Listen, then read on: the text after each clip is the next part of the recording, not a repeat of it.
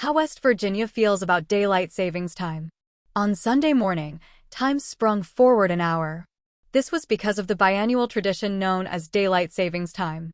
While the change gave us an extra hour of daylight this time of year, the tradition is still met with some controversy. According to the U.S. Department of Transportation, daylight savings was first practiced in the U.S. in 1918. The original thought for the tradition was it would save fuel and energy for war efforts. The spring forward also gives the ability to make better use of the daylight. While daylight savings wasn't consistent in the early 1900s, it became law in 1966 under the Uniform Time Act.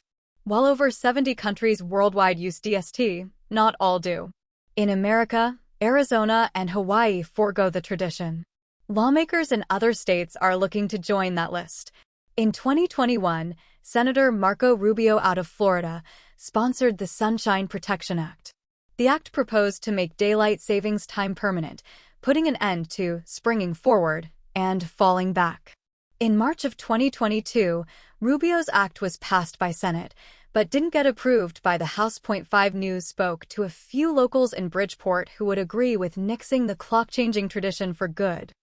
"I personally feel that daylight savings time is a waste of our time," said Amber Workman. "It affects everybody's work ethic, our mood, our sleep, including our children and everybody else." "I just don't think it's a good idea," said Kayla Knotts. "Everybody loses sleep over it. Everyone is just cranky. It does affect the children, for sure. We don't need it." "Let time be time," said Sam Doherty. "Don't go back, don't go forward, just let it be." The second part of the daylight savings tradition comes on November 3rd, so it's only 238 days until we turn that clock back an hour. Copyright 2024, WDDV. All rights reserved.